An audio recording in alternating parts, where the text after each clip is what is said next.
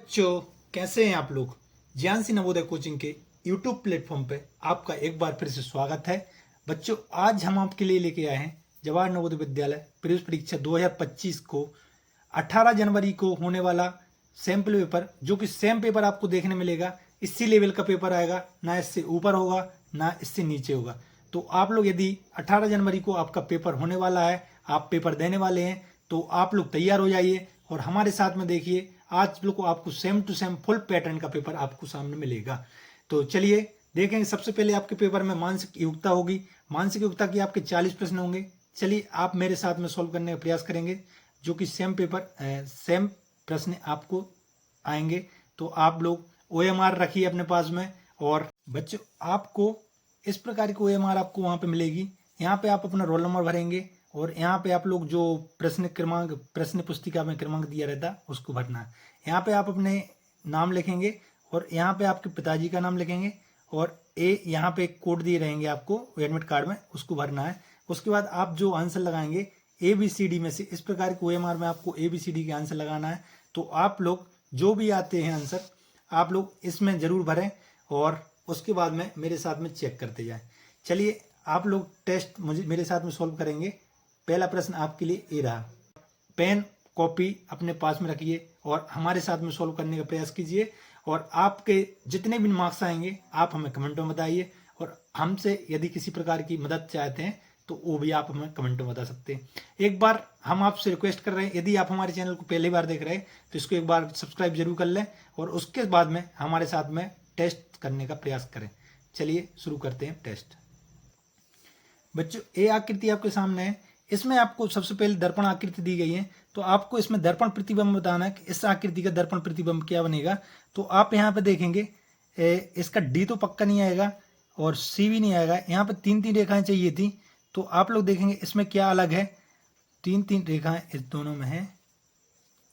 इसमें आप लोग देखेंगे B में यहाँ पे गैप आ गया है। बहुत ध्यान से देखने पर गैप नजर आ रहा है सब जगह, इसलिए B भी नहीं आएगा। जिस बच्चे ने A लगाया होगा वो करेक्ट है। इसके बाद अब दर्पण प्रतिबिंब का दूसरा प्रश्न देखेंगे। तो आपको इसका दर्पण प्रतिबिंब चाहिए है। तो आप लोग देखेंगे बच्चों, बड़े ध्यान से ही देखना पड़ता है। इसको आप देखेंगे यहाँ पे रेखा है, इसलिए A नहीं आएगा। इस यहाँ पे A अलग ही आकृति बनी, A भी नहीं आएगा, D भी नहीं आएगा। तो इसका जो आंसर आ जाएगा वो आ जाएगा B। जिस भी बच्चे ने B लगाया होगा वो करेक्ट होगा। इसके बाद आप तीसरी आकृति देखेंगे। तीसरी आकृति का आपको दर्पण प्रतिबिंब चाहिए। आप लोग इसको करने का थोड़ा सा प्रयास कीजिए और मेरे साथ में फिर देखेंगे इसका क्या आंसर आता है। तो आप लोग इसको देखेंगे, इसका जो एरो है इसके अपोजिट में पहुंच जाएगा। तो इस साइड आना चाहिए था, इसमें है और इसमें है, और डॉट आ जाएगा और नीचे साइड आ जाएगा, जो कि C ऑप्शन में है। C ऑप्शन करेक्ट होगा तीसरे का। इसके बाद आप फोर्थ में चलेंगे। तो फोर्थ में आप लोग इसको देखेंगे। तो फोर्थ वाले में आप लोग देखेंगे A डॉट इस साइड आ जाएंगे, जो कि A आकृति में बने हुए हैं। A आकृति फोर्थ में सही थी। आप लोग इसके बाद में खंड दूसरा इसके बाद पांचवें प्रश्न में आपको तीसरा खंड है। आपको बताना है, यहाँ पे A आकृति है, इसके बाद में A आती है। तो इसी संबंध में इसके बाद में कौन सी आकृति आएगी। तो आप लोग इसको देखेंगे। तो A आकृति को इसको घुमा के यहाँ पे ले आए हैं 45 डिग्री एंगल पे। तो आप लोग इसको भी 45 ले आएंगे, तो इसको यहाँ पे चला जाएगा डॉट। तो जो भी इसमें डॉट यहाँ पे जाएगा तो वो आंसर आपका करेक्ट होगा। आपको सिर्फ 45 पे ले जाना, इस कॉर्नर से बीच में ले आए हैं। तो इस कॉर्नर से आप लोग यहाँ पे देखेंगे, इस यहाँ से मात्र यहाँ पे जाएगा। तो इसी प्रकार से जो भी घुमाया होगा तो वो आ जाएगा आपका आंसर, जो कि B में दिया था। तो पाँचवें का आपका B आ जाएगा। इसके बाद आप छठवां आकृति देखें। छठवीं आकृति में आपको इसी प्रकार का संबंध बनाना है कि इससे ये संबंध है। तो यहाँ पे क्या आएगा, क्वेश्चन मार्क की जगह। बच्चों, आप लोग करेंगे इसको, आप लोग देखेंगे इसको क्या आएगा। इसको यहाँ पे बाहर वाली आकृति को सेम टू सेम रखनी है। तो बाहर वाली आकृति सेम ही रहेगी। और यहाँ त्रिभुज की जगह पे यहाँ पे हमारा रेक्टेंगल आ गया, यहाँ पर चतुर्भुज आ गया। तो यहाँ चतुर्भुज की जगह पे अभी हमारा पंचभुज आ जाएगा और डॉट भीतर का गायब हो रहा है, तो जो कि दिया हुआ है हमें A ऑप्शन में। इसके बाद आपका 7th वाला है। तो 7th में आप लोग देखेंगे ये गोला बना है, इससे ये संबंध आ रहा है। तो इससे कौन सा संबंध आएगा, आप लोग थोड़ा सा इसको करें, फिर उसके बाद मैं बताता हूँ आपका इसका आंसर क्या आएगा। तो बच्चों, आप लोग इसको देखेंगे, जो बाहर वाली आकृति है जो कि गोला है, तो गोला को डॉट में कन्वर्ट कर दिया है। तो यहाँ पे भी चतुर्भुज को डॉट में, मतलब छोटी सी आकृति में कर देंगे। तो इसमें दिख रहा है और इसमें दिख रहा है। इसके बाद आप देखेंगे यहाँ त्रिभुज था, त्रिभुज से एक भुजा बाहर बढ़ा दी है तो चतुर्भुज कर दिया है। यहाँ भी आपका अंदर चतुर्भुज है, चतुर्भुज से पंचभुज आ जाएगा जो कि डी ऑप्शन में दिया है। आप लोग 8th क्वेश्चन को बड़े ध्यान से देखेंगे। 8th को इसका जो आंसर आएगा आप भी आपको हम बता रहे हैं, नेक्स्ट पेज पे है। इसको आप देखेंगे यहाँ पे एक चतुर्भुज है, फिर उसके बाद एक बॉक्स बना दिया, यहाँ चतुर्भुज है उसी के जैसे एक बॉक्स बना दिया है। तो आप लोग देखेंगे सेम आकृति इसके जैसे आनी चाहिए। तो आप लोग 1 सेकंड के अंदर आप लोग बड़े ध्यान से देखेंगे, इसका जो आंसर आ जाएगा वो आ जाएगा ए। क्या आ जाएगा आंसर इसका? ए। इसके बाद आप लोग चलेंगे नेक्स्ट टाइप की खंड चौथा, इसमें भी आपको खंड तीसरा, इसमें भी आपको 4 आकृति देखेंगी। आपको इसमें बताना है कि जो भी आकृति होगी उसके जैसे सेम सादृश होगी, मतलब इसके जैसे जो भी आकृति आपको दिख रही होगी उसको चुनना है। तो आप 9वें प्रश्न का आंसर देंगे कि जो भी आकृति आपको इसके जैसे दिखेगी वो आपका आंसर होगा। तो 9वें में आप देखेंगे यहाँ पे कुछ भी डॉट नहीं, डॉट वगैरह नहीं लगा, यहाँ पे एक एरो लगा दिया, यहाँ पे भी कुछ लगा दिया, यहाँ पे भी कुछ लगा दिया, इसलिए जो भी आंसर नहीं आएगा वो आंसर आएगा हमारा ए। आप लोग इसके बाद 10th वाला क्वेश्चन देखेंगे। 10th वाले क्वेश्चन में क्या करना है, इसके जैसे आपको सेम आकृति चुनना है। तो सेम आकृति के लिए आप देखेंगे यहाँ पे डॉट है, यहाँ पे बी सर्कल है, यहाँ पे कुछ भी नहीं है तो बी ऑप्शन हो जाएगा जो हमारा करेक्ट हो जाएगा। इसके बाद आप लोग 11वें प्रश्न को देखेंगे। 11वें प्रश्न में यहाँ पे डॉट है, यहाँ पे त्रिभुज है, यहाँ पे रेक्टेंगल है, तो सी ऑप्शन करेक्ट हो जाएगा। इसके बाद 12वां प्रश्न देखें मेरे साथ में। 12वें प्रश्न को आप करने का प्रयास करेंगे। यहाँ पे गोला है, यहाँ पे आपको देखेंगे तो यहाँ चतुर्भुज है, यहाँ ट्रायंगल है, लेकिन वो भी आपका क्या है डार्क नहीं है, तो यहाँ पे डी ऑप्शन करेक्ट हो जाएगा। इसके बाद में आप लोगों को चौथा खंड देखिएगा। चौथे खंड में आपको क्या करना है कि यहाँ पे जो भी क्वेश्चन मार्क दिया है प्रश्नवाचक चिन्ह, प्रश्नवाचक चिन्ह की जगह पे आपको आंसर बताना है कि इसकी जगह पे क्या आएगा इस आकृति को कंप्लीट करने के लिए। तो आप लोग देखेंगे सेम इसके जैसे एक ट्रायंगल यहाँ पे आ जाएगा जो कि आप इस आकृति को पूरा कर देगा इस प्रकार से। तो जो कि दिख रहा है आपको सी ऑप्शन में, तो सी ऑप्शन इसका करेक्ट हो जाएगा 13 का। इसके बाद आप लोग देखेंगे 14 वाला क्वेश्चन। तो 14 वाला आप लोग क्वेश्चन देखेंगे तो इसको कंप्लीट करने के लिए आपको एक त्रिभुज यहाँ पे इस टाइप में बनेगा और एक त्रिभुज आपका इस तरह से ऐसा बनेगा जो कि डार्क रहेगा। तो ऐसी आकृति आपको दिख रही हुई जिसका त्रिभुज नीचे और डार्क आकृति है, तो डी ऑप्शन इसका करेक्ट हो जाएगा। इसके बाद हम चलेंगे 15 क्वेश्चन।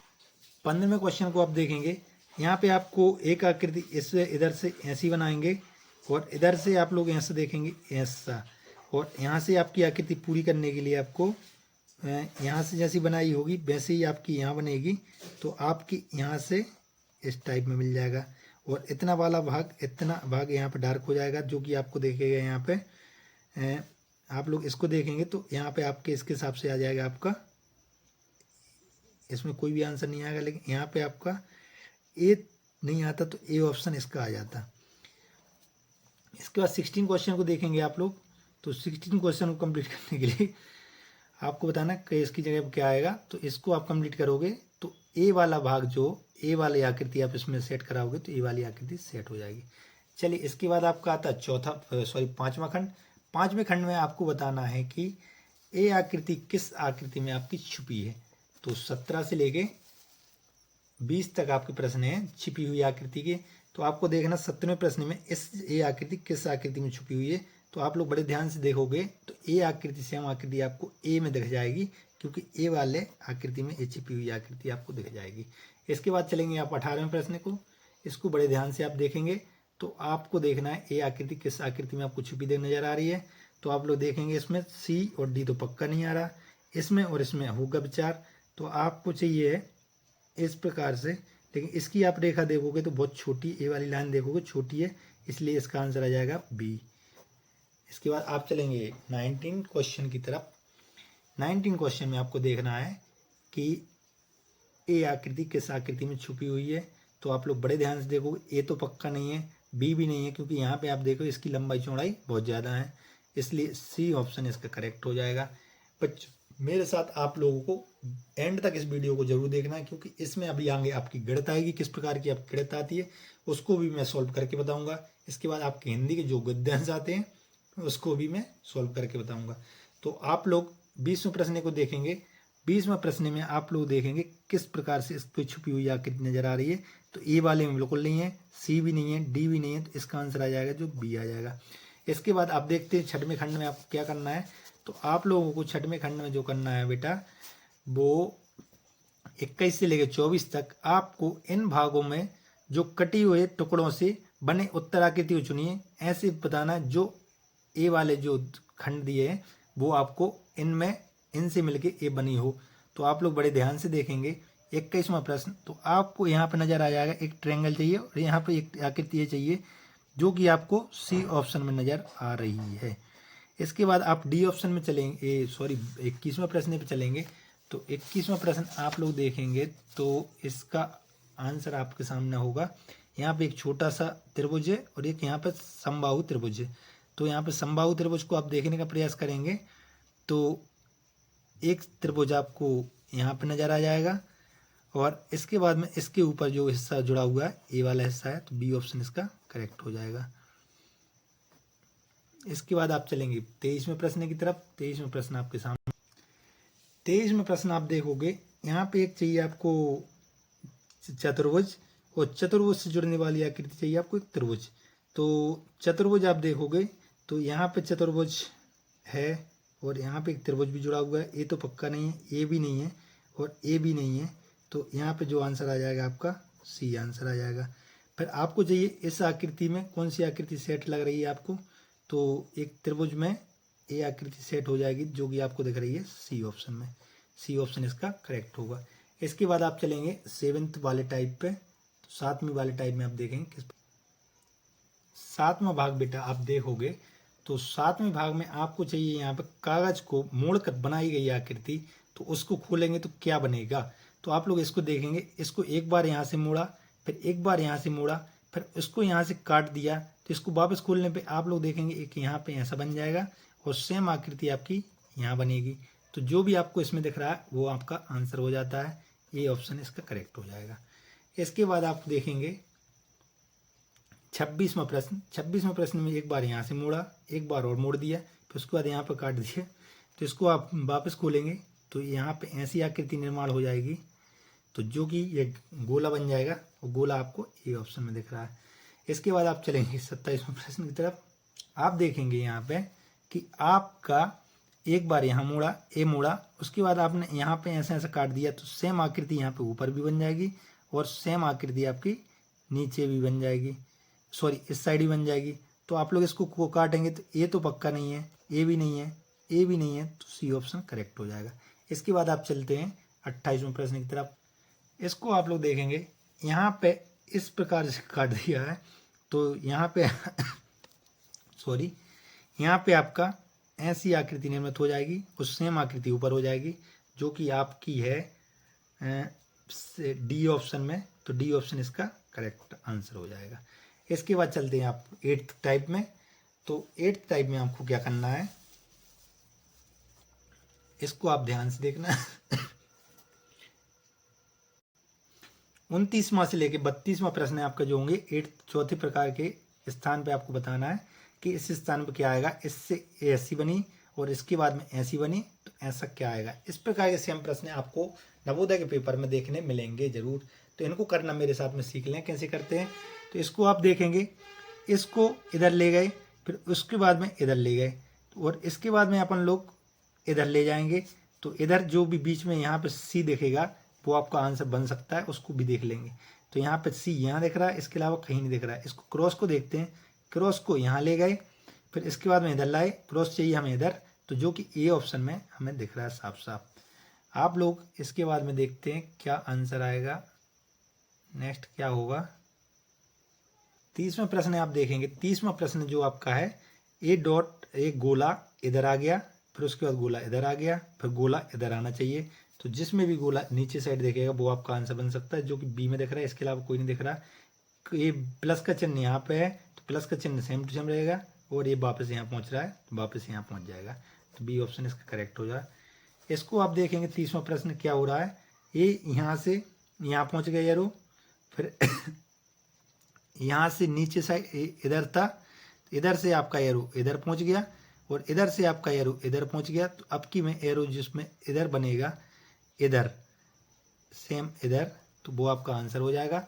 वो आंसर आप देखो बच्चों, प्रश्न के अनुसार हमारा जो आंसर आ जाएगा वो ए आ जाएगा। इसके बाद आपके पास 32वां प्रश्न चलते हैं।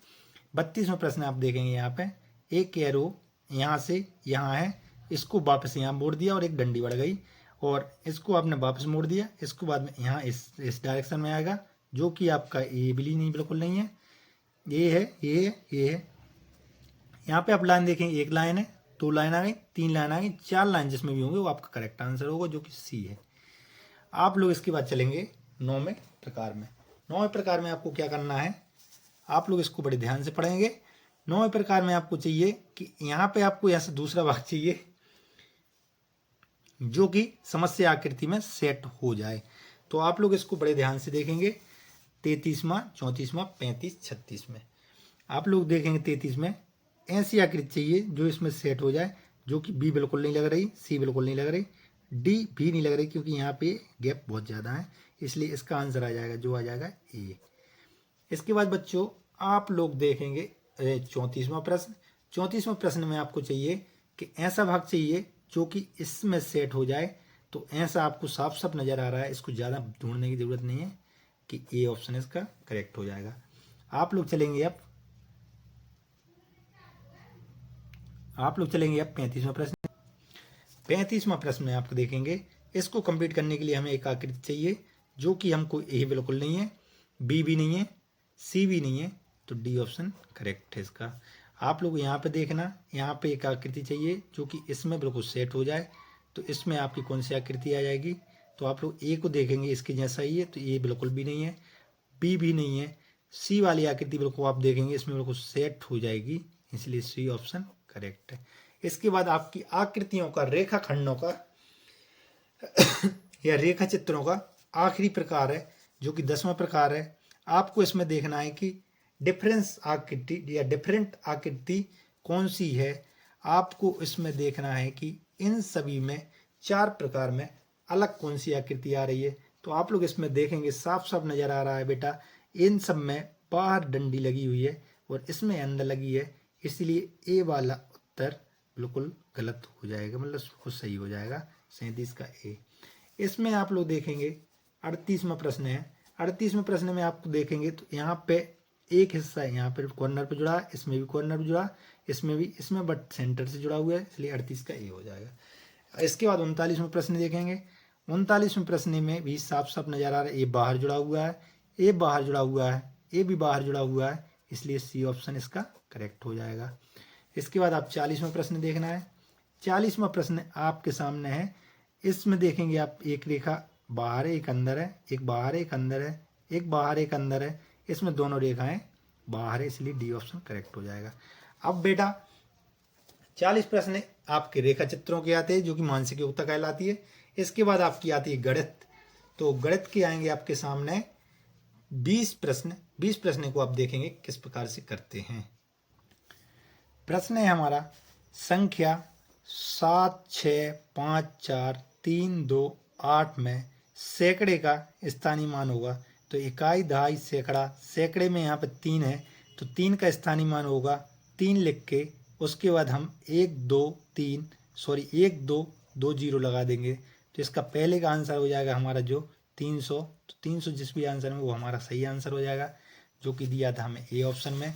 इसके बाद आप देखिएगा किसी संख्या का भागफल दिया है यहाँ पे 260, भाजक दिया है 36 और शेषफल दिया है 34। तो हमें संख्या चाहिए, तो इसमें हमें चाहिए भागफल दिया है, भाजक दिया है और शेषफल दिया है, तो हमें इसमें चाहिए भाज्य।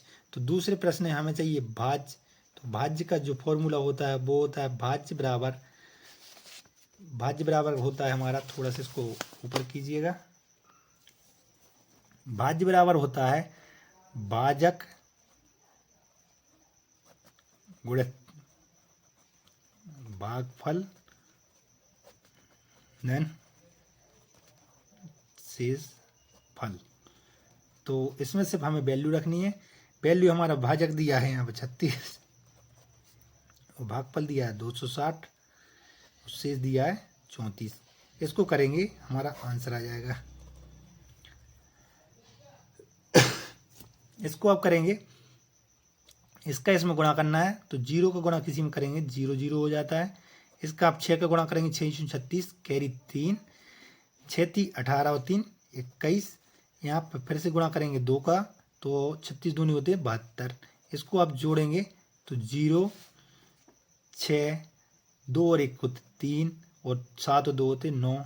इसमें आपको 34 जोड़ देना है, 34 आप जोड़ेंगे आपका आंसर हो जाएगा। तो इसको 34 को जोड़ेंगे तो क्या हो जाएगा 93, 6 और 3 9 और 4 तो 93 और 94, जिसमें भी आंसर होगा वो आपका आंसर हो जाएगा 93 94। सी ऑप्शन था तो 42 का सी हो जाएगा। इसके बाद आप चलते हैं 43वें प्रश्न की तरफ। 43वां प्रश्न आपके सामने है, 1 से 10 तक की अभाज्य संख्याओं का योग होगा।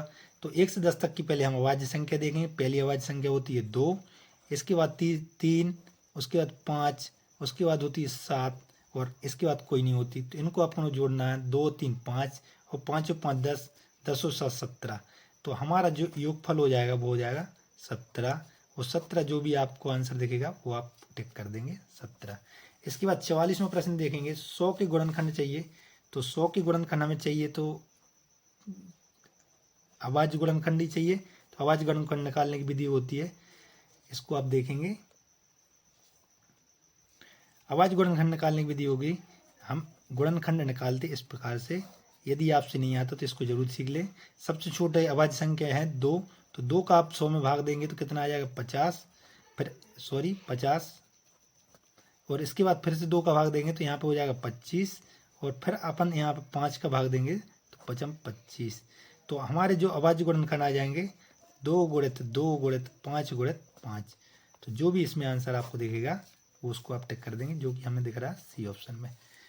इसके बाद आप चलेंगे 45वें प्रश्न की तरफ। 45 प्रश्न, एक स्कूटर का क्रय मूल्य 10,000 रुपये है तथा विक्रय मूल्य 12,000 है। तो विक्रय मूल्य क्रय मूल्य से कितने प्रतिशत अधिक है? आपको बताना कितने प्रतिशत अधिक है। तो यहाँ पे जो क्रय मूल्य है 10,000 रुपये और विक्रय मूल्य है 12,000 रुपये। तो हमें साफ साफ नजर आ रहा है 2,000 रुपये अधिक है और हमें किससे चाहिए क्रय मूल्य से। तो क्रय मूल्य यहाँ पे है 10,000 रुपये, प्रतिशत निकालने की गुणा 100 कर देंगे, 100 कर देंगे। आप लोग इसको काटेंगे, 3 0 से 3 0 काटे, 0 से 0 काटा और यहाँ पे आ गया 10, तो 10% अधिक है। तो 10% इसका आंसर हो जाएगा, ये ऑप्शन में दिया है। आप लोग चलेंगे इसके बाद 45वें प्रश्न के बाद 46वें प्रश्न की तरफ, देखते क्या आता है आंसर। आप लोग इसमें देखना है 3 अंकों की छोटी से छोटी संख्या कौन सी है जिसमें 12 जोड़ने पर 4 से पूर्णतः विभाजित हो जाएगी। तो हम सबसे पहले देखेंगे 3 अंकों की सबसे छोटी छोटी संख्या कौन सी है। तो वो है 3 अंकों की छोटी संख्या जिसमें 12 जोड़ने पर 4 से पूर्णतः विभाजित हो जाती है। तो 100 ही छोटी छोटी संख्या है। तो 100 में यदि हम 12 जोड़ेंगे तो यहाँ पर बन जाएगा 112 और 112 होता है जो 4 से विभाजित है। 4 से भाग देके देखेंगे, 4 एकम 4, 4 3 12, यहाँ पे 3 बचेंगे, 4 8 32, 38 जो कि 4 से पूरी तरह विभाजित होता है। अच्छा प्रश्न है, काफ़ी अच्छा शानदार प्रश्न है। तो यहाँ पे आंसर हो जाएगा जो हमारा 100 हो जाएगा। इसके बाद आप चलते हैं नेक्स्ट क्वेश्चन की तरफ जो कि आपका 47वां प्रश्न है। तो 47वां प्रश्न आप यहाँ पे देखेंगे क्या आता है। 47वां प्रश्न हमारा बोल रहा है एक मेज 1200 में खरीद कर 144 रुपये में बेची गई तो प्रतिशत लाभ हुआ। तो यहाँ पे लाभ, यहाँ पे क्रय मूल्य दिया हमें, क्रय मूल्य दिया है हमें 120 रुपये और विक्रय मूल्य दिया है 144 रुपये। 144 रुपये। तो लाभ का जो फॉर्मूला होता है, लाभ बराबर होता है विक्रय मूल्य माइनस क्रय मूल्य। तो 144 में से 120 घटाओगे तो आपका आ जाएगा लाभ जो कि 24 रुपये। तो हमें चाहिए यहाँ पे बेटा लाभ प्रतिशत। तो लाभ प्रतिशत का फॉर्मूला होता है, लाभ प्रतिशत बराबर होता है लाभ बटे क्रय मूल्य। तो 24 बटे 120 गुणित 100। आप लोग इसको काटेंगे यदि तो 12 दूनी 24 होते, 12 धाम 120, 0 से 0 काटो और 2 गुणित 10 बराबर 20% लाभ, तो जो कि हमें दिया है बी ऑप्शन में। इसके बाद आप चलेंगे 48वें प्रश्न की तरफ। आपका 48वां प्रश्न है 200 का 15/100 माइनस 50 का 5/100। तो का की जगह हम लगाते हैं यहाँ पे गुणा। तो 48वां प्रश्न आप करेंगे तो 200 का की जगह गुणा 15/100 माइनस 50 का गुणा 5/100, सॉरी 10। तो यहाँ पे 2 जीरो से 2 जीरो काटेंगे तो 15 दूनी हो जाएगा 30 माइनस 1 जीरो से 1 जीरो काटा 55 25। तो 25 30 में से 25 घटाएंगे आंसर आ जाएगा 5, जो कि दिया सी ऑप्शन में। इसके बाद आप चलेंगे डी ऑप्शन 49 क्वेश्चन की तरफ। 49 क्वेश्चन ए बी सी का लासापा ज्ञात कीजिए। तो ए बी सी का लासापा होता है बेटा ए गुणित बी। इसके बाद आप देखेंगे 50 क्वेश्चन, जो कि यहाँ पे दिया है ए बी इस ऑप्शन में। इसके बाद आपको देखना है आपको देखेंगे 50वां प्रश्न। 50वां प्रश्न है यहाँ पे 600 धन 300 धन 100/1000 धन 10। तो 600 और 300 होते हैं 900 और 1000, और 1000/1000 धन 10। इसको आप करेंगे 3 जीरो 3 जीरो, यहाँ पे आ जाएगा 1 धन 10 बराबर 11, जो कि आपका आंसर है 11 दिया है आपके ए ऑप्शन में। इसके बाद आप चलेंगे 51 क्वेश्चन पे। 51वां क्वेश्चन आपका है प्रथम 30 प्राकृतिक संख्याओं का औसत होता है। तो प्राकृतिक संख्याओं का औसत होता है संख्या गुणित संख्या घन 1/2।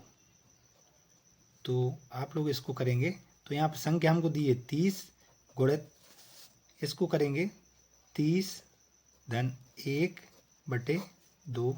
आप काटो इसको 15 बार कटेगा तो यहाँ पे आ जाएगा 30 और 1 होते 31, 31 गुणित 15, 31 गुणित 15 होता है 15 एकम 15, 15 × 45 और एक था हमारा 46, 465 इसका आंसर हो जाएगा, जो कि हमको दिया है डी ऑप्शन में। इसके बाद आप चलेंगे 52वां क्वेश्चन की तरफ।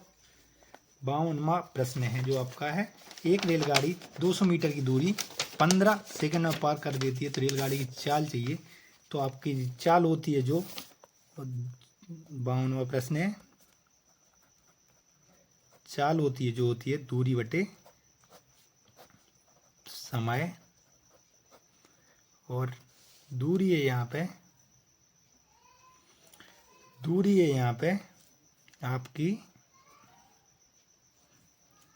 200 मीटर बटे 15, और आप लोगों को इसमें आंसर चाहिए किलोमीटर प्रति घंटा। तो आप इसको कर देंगे किलोमीटर प्रति घंटा के लिए 18/5 से गुणा, 18/5 से गुणा। तो इसको काटेंगे 5 से काट देते हैं, 5 एकम 5, 5 40 200, 3 से काटें 3 18, 3 5 15, 5 से फिर से काटा 5 एकम 5, 5 8 40, यहाँ पे आ गया 8 गुणित 6 होते 48 किलोमीटर प्रति घंटा आंसर आ जाएगा आपको 52वां का। इसके बाद चलते 53वां क्वेश्चन की तरफ। 53वां क्वेश्चन है ऐसी कौन सी संख्या है जो 3 से पूर्णतः विभाजित हो जाएगी।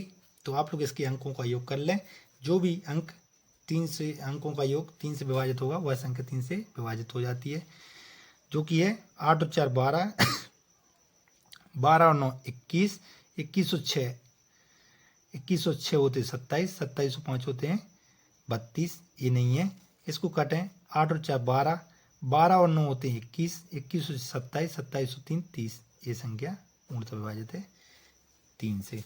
इसके बाद चलेंगे आप 54वां प्रश्न की तरफ। 54वां प्रश्न है बेटा यहाँ पे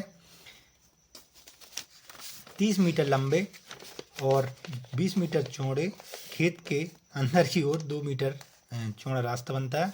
तो रास्ते का क्षेत्रफल चाहिए। यहाँ पे आप देखेंगे 30 मीटर लंबा है, 20 मीटर चौड़ा है, खेत इसके 2 मीटर अंदर, मतलब यहाँ पे हो जाएगा हमारा 18, ये हो जाएगी हमारी 18 और ये हो जाएगी हमारी, सॉरी 18 नहीं, यहाँ 2 मीटर यहाँ से कम होगा, 2 मीटर यहाँ से कमेगा तो 2 मीटर 4 मीटर कम जाएगा तो ये हो जाएगा 16 और यहाँ हम हो जाएगा हमारा 26। तो 30 से गुणित हमारा बाहर के क्षेत्रफल में से अंदर का क्षेत्रफल घटा देंगे तो 30 गुणित 20 में से हम घटा देंगे, इसका आ जाएगा हमारा 3 दूनी 6, 600 में से हम घटा देंगे 26 गुणित 16 का क्षेत्रफल, 16×96 होते हैं, कैरी 9 हो जाएगा, 16 दूनी 32 9, 16 दूनी 32 और 9 होते हैं यहाँ पे 32 और 9 होते हैं यहाँ पे 41। 416 आप घटाओगे तो 416 आप घटाओगे यदि तो इसमें हमारा आंसर आ जाएगा 6 की जगह 4 हो जाएगा और कैरी 1, 10 में से 8 जाएंगे, सॉरी 2 जाएंगे तो 8 बचेगा, कैरी वापस जाएगी 184 वर्ग मीटर, जो कि दिया हमें सी ऑप्शन में। इसके बाद आपको चलना है नेक्स्ट क्वेश्चन की तरफ, जो कि आपका आंसर क्वेश्चन 55वां प्रश्न आपका है। 55वां प्रश्न, 1500 रुपये का 3 वर्ष में मिश्र धन 2000 रुपये होता है तो दर ज्ञात करना है। तो हम सबसे पहले इसमें ब्याज निकाल लेंगे 55वां में। तो ब्याज हो जाएगा हमारा 2000 में से 1500 जाएंगे तो ब्याज हो जाएगा मिश्र धन माइनस मूलधन होता है 500 रुपये और समय दिया 3 वर्ष, हमको दर चाहिए। तो दर का जो फॉर्मूला होता है वो होता है हमारा, दर का फॉर्मूला होता है ब्याज गुणित 100 बटे मूलधन गुणित समय। तो ब्याज हमारा है 500 रुपये गुणित 100, मूलधन दिया हमारा 1500 रुपये गुणित समय है 3 वर्ष। इसको हम काटेंगे 2 जीरो से 2 जीरो, 5 एकम 5, 5 तिरी 15, जो कि यहाँ पे हमारा आ गया 100 बटे 9। इसको हम काटेंगे 9 एकम 9, 9 एकम 9, यहाँ पे आप काटना है एक बार, 9 एकम 9 11 सही 1/9%, जो कि दिया है बी ऑप्शन में। इसके बाद आपको चाहिए 56वां प्रश्न। 56वां प्रश्न है 0.025% को साधारण भिन्न में बदलना है।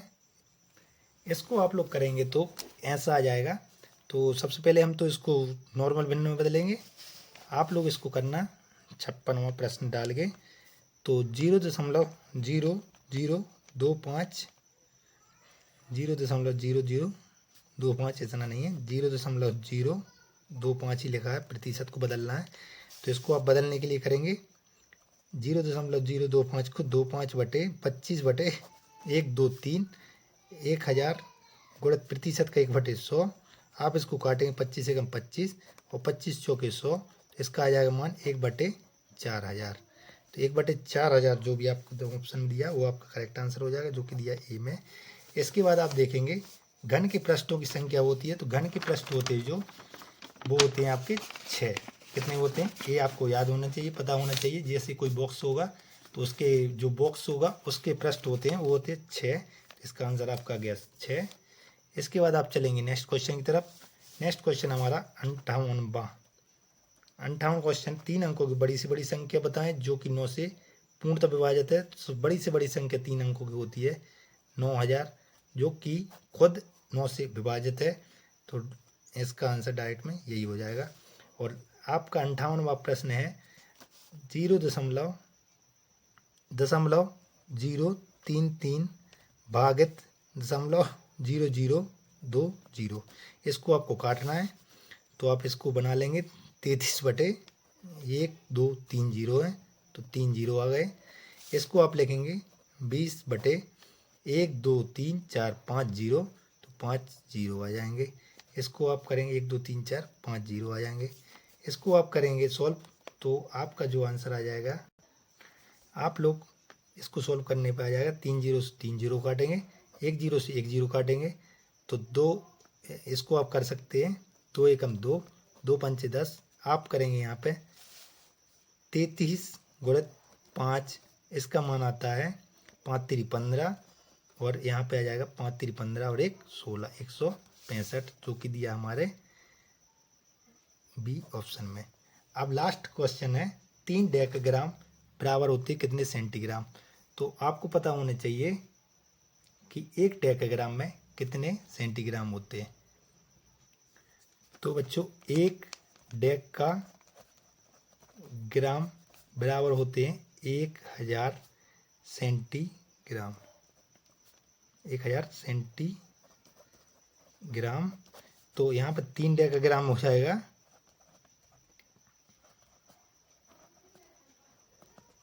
3000 सेंटीग्राम। तो जो दिया हमारे ए ऑप्शन में। ये थी आपकी गणित जो कि आपकी आई 60 क्वेश्चन तक। इसके बाद आपकी आती हिंदी। तो आप लोग हिंदी को देखेंगे मेरे साथ में। एक गद्यांश दिया है, इसके फिर अपन उत्तर देखेंगे। तमिलनाडु राज्य में मधुमलाई अथवा मृदुमलाई नामक एक पर्वतमाला है। इस पर्वतमाला के मध्य कारगुड़ी नामक एक स्थान है। इसके चारों ओर घना जंगल है जिसमें शेर, चीते, हाथी, हिरण आदि जानवर पाए जाते हैं। कारगुड़ी हाथियों के प्रशिक्षण का केंद्र है। हाथियों के भोजन के लिए चारों ओर का जंगल सदाबहार पेड़ों से संपन्न है। हाथियों के स्नान करने के लिए यहाँ मोयार नामक नदी वर्ष भर बहती है। इसमें कई स्थानों पर इतने गहरे जलाशय हैं कि हाथी इच्छापूर्वक स्नान कर सकते हैं। तो प्रश्न है, कारगुड़ी के चारों ओर क्या है? झरने, पर्वत, नदियाँ, घना जंगल। तो इसमें अपन को दिया था कि चारों ओर घना जंगल है। इसका उत्तर आया आपका घना जंगल। इस प्रकार से आपको उत्तर करने होते हैं हिंदी के।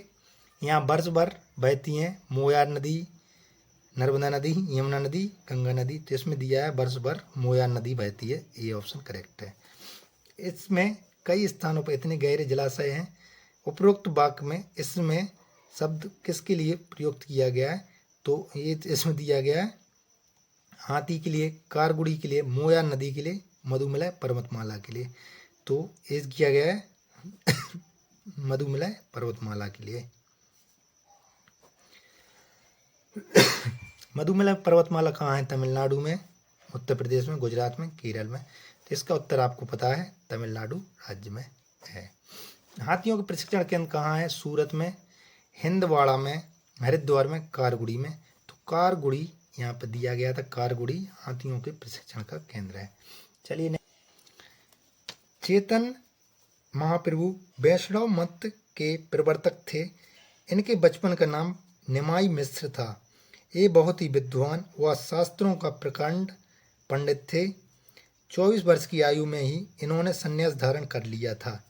ये देश भ्रमण के लिए चल दिए और बंगाल, वाराणसी, दक्षिण भारत, द्वारका तथा मथुरा होते हुए पुरी के निकट स्थित नीलांचल नामक स्थान पर वापस आ गए।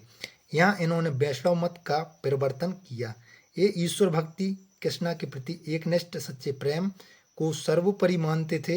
इन्होंने भक्ति को दान, ध्यान, सद्गुण या ज्ञान से अधिक प्रभावी माना। इनकी देव आराधना का तरीका बिल्कुल निराला था। ये कुछ सामान्य वाद्य यंत्रों के साथ हरि, राम व कृष्ण के नाम के उच्चारण के साथ ताली बजाते हुए नाचते व गाते थे। ये कृष्ण के उपासक थे अतः इन्होंने वृंदावन को तीर्थ स्थान माना। चैतन्य महाप्रभु बंगाली थे, इसलिए उनका प्रभाव बंगाल में अधिक पड़ा। चैतन्य महाप्रभु की आयु में संन्यास लिया। तो यहाँ पर दिया था 24 वर्ष में। तो इसका आंसर हो जाएगा 24 वर्ष। चैतन्य महाप्रभु देव आराधना करते थे एकांत बैठकर, वाद्य यंत्रों के साथ नाचकर, मंदिर जाकर, आरती गाकर। तो यहाँ पे लिखा है चैतन्य महाप्रभु वैष्णव थे और चैतन्य प्रभु का देव आराधना का तरीका बहुत निराला था। सामान्य वाद्य यंत्रों के साथ नाच नाच कर देव आराधना करते थे। इसके बाद आप नेक्स्ट क्वेश्चन देखेंगे।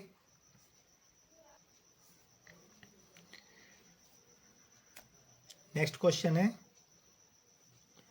चैतन्य महाप्रभु का प्रभाव अधिक था। ये था आपका वृंदावन में, बिहार में, बंगाल में कि उड़ीसा में। तो ये इनका प्रभाव बंगाल पर अधिक था। तो बंगाल इसका उत्तर हो जाएगा। चैतन्य महाप्रभु ने किससे अधिक प्रभावी माना? दान को, ज्ञान को, भक्ति को और ध्यान को। इसमें आपका उत्तर दिया था।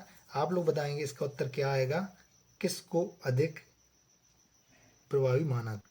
तो इन्होंने भक्ति को दान से, मतलब भक्ति को आंसर आ जाएगा।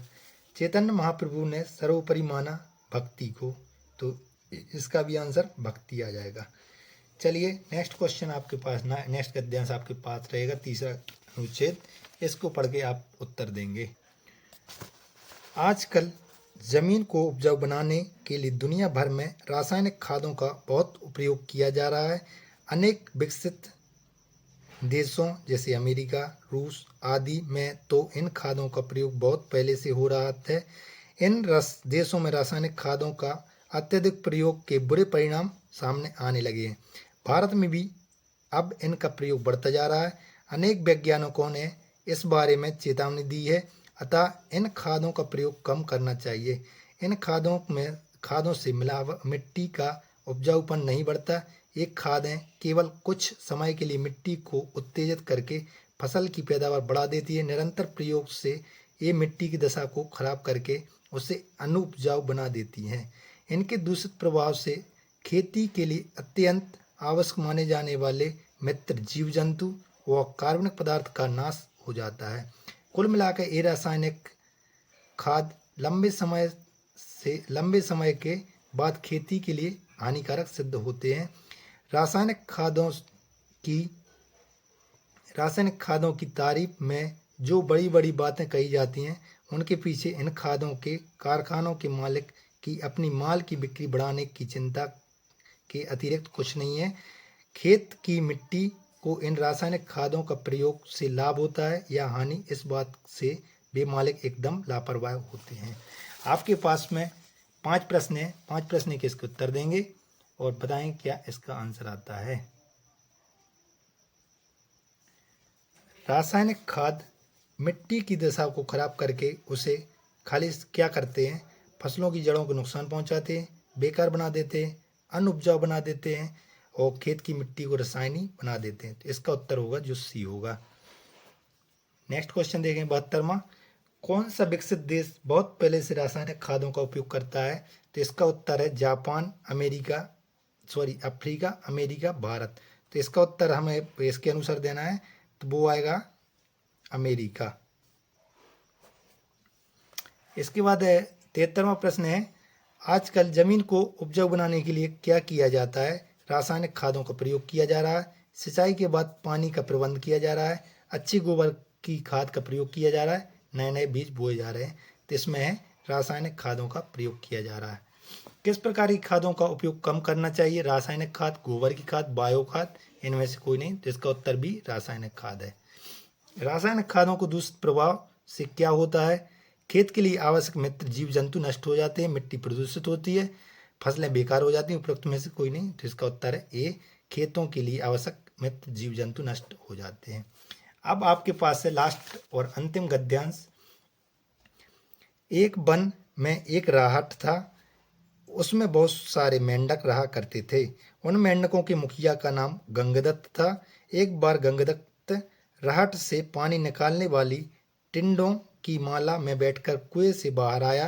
बाहर की दुनिया देखकर वह बड़ा प्रसन्न हुआ। वह फदक फदक कर वन की हरियाली की सैर करके बड़ा आनंद प्राप्त करने लगा। काफ़ी देर तक फुदकने घूमने के बाद वह हरी घास से भरे एक मैदान के पास पहुंचा। उसने देखा वहां एक भूख प्यास से मरियल हो रहा सांप पड़ा था। सांप को गंगदत्त ने जीवन में पहली बार देखा था। उसे उसका रंग, रूप और आकार प्रकार बहुत अच्छा लगा। गंगदत्त घूमता हुआ पहुंचा शहर में, मैदान में, नहर में, तालाब में। तो यहाँ पे लिखा है गंगदत्त कहाँ पहुंचा? वो घूमते घूमते फुदकते फुदकते मैदान में पहुंचा, हरे भरे मैदान में पहुंचा। सांप कैसा था? कमजोर, भयानक, मोटा, इनमें से कोई नहीं। तो सांप था वहाँ पे मरियल, मतलब एक प्रकार से कमजोर था। गंगदत्त ने हरी घास के भरे मैदान में क्या देखा? लोमड़ी देखी, हाथी देखा, सांप देखा, शेर देखा। तो किसने क्या देखा था? सांप। मेंढकों के मुखिया का नाम था गंगदत्त, मोहनदत्त और श्यामदत्त, रामदत्त। इसका नाम था गंगदत्त। और राट में कौन सा जीव रहता था? मेंढक, भालू, बिच्छू, भेड़िया। तो इसमें रहता था मेंढक। तो बच्चों इस प्रकार का पेपर आपको 80 क्वेश्चन के साथ आपको नवोदय का पेपर मिलेगा। इसको आपने बहुत देखा तो इसके लिए बहुत बहुत धन्यवाद। इस प्रकार का पेपर आपको 18 जनवरी को देखने मिलेगा। तो आप लोगों के लिए ज्ञानसी नवोदय कोचिंग की तरफ से तैयारी करवाई जाती है। तो आप हमारे साथ में रेगुलर जुड़ के हमें सब्सक्राइब कर लें और रेगुलर जुड़ के हमारे साथ में तैयारी कर सकते हैं। आपने इस वीडियो को देखा, बहुत बहुत धन्यवाद। और आशा है कि आपने इससे कुछ ना कुछ जरूर सीखा होगा। और आपके साथ में थे जयंत पटेल सर। तो इसको देखने के लिए बहुत बहुत धन्यवाद। आप लोग ज्ञानसी नवोदय कोचिंग के चैनल को जरूर सब्सक्राइब कर लें। बहुत बहुत धन्यवाद everyone. Thank you so much.